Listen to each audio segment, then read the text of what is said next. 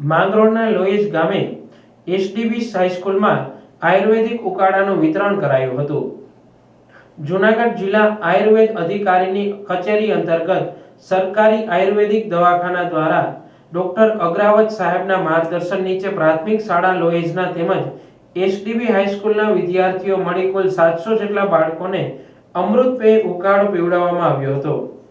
આ ઉકાળાથી બાળકોમાં રોગ પ્રતિકારક શક્તિ વધે તેમજ ઋતુજન્ય રોગો જેવા કે તાવ, શરદી, કફ અને પેટના રોગથી રક્ષણ મળે છે।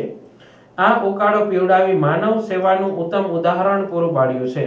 આ કામગીરીને સ્કૂલના આચાર્ય રાજેન્દ્રભાઈ એસ જાદવે બિરદાવી હતી અને સુપરવાઇઝર વેજાભાઈ પીઠિયા તેમજ તમામ સ્ટાફે સાથ સહકાર આપ્યો હતો।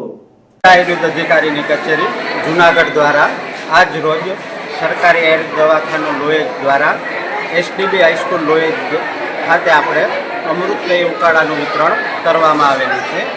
આ ઉકાળા અત્યારે ખાસ જે ચોમાસાની ને વર્ષા ઋતુ કહેવાય એમાં જે આપણે વાયરલ ઇન્ફેક્શન, તાવ, શરદી, કફ, પેટની ઘણી બધી તકલીફો થતી હોય છે, આ બધી તકલીફોથી રક્ષણ આપણે આ ઉકાળો આપે છે।